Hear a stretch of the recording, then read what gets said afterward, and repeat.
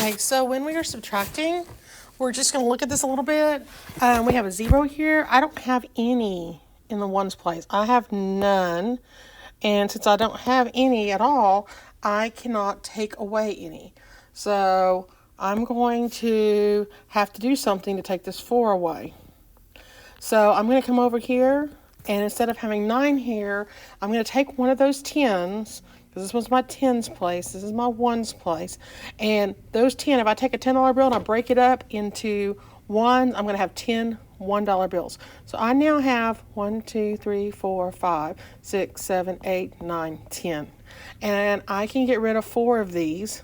1, 2, 3, 4. Okay?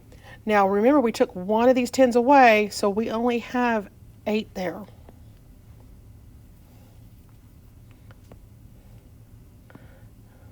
And so after I took this 4 away, I have 1, 2, 3, 4, 5, 6.